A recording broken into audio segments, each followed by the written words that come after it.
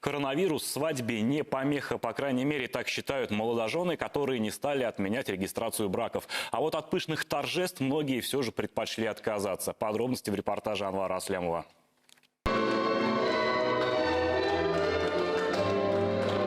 Равиль и Эльмира готовились к этому важному событию со всей ответственностью. И речь не только о вступлении в законный брак. Жених и невеста убедили пожилых родственников остаться дома для их же безопасности. Те порывались прийти в ЗАГС Кировского района, даже несмотря на действующий карантин. В зал бракосочетания пускают не больше 10 человек, поэтому все остальные гости ждут снаружи и готовятся поздравить молодоженов с праздником. Сами супруги признаются, что могли поменять дату, но не стали этого делать, поскольку пока неизвестно, надолго ли затянется пандемия. Поддержка близких и родственников – это самое главное.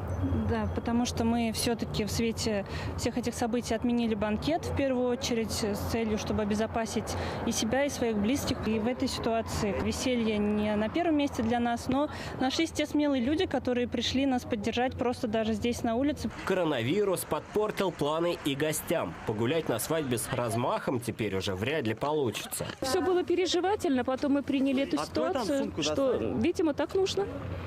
Погуляем еще попозже. Банкет просто перенесли в связи с сложившейся ситуацией. Будем держаться, будем надеяться на лучшее. К новым правилам проведения церемонии бракосочетания большинство относятся с пониманием, говорят сотрудники ЗАГСа. На первом месте для них исполнение санитарных требований. После каждой пары мы открываем окна, проветриваем помещение. Как видите, мы работаем в перчатках, в масках, со всеми документами.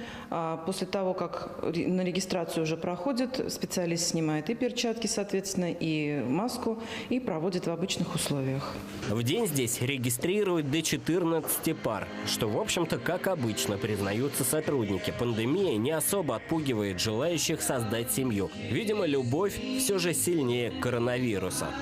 Анвар Аслямов, Ильшат Давлетбердин, Вести, Башкортостан.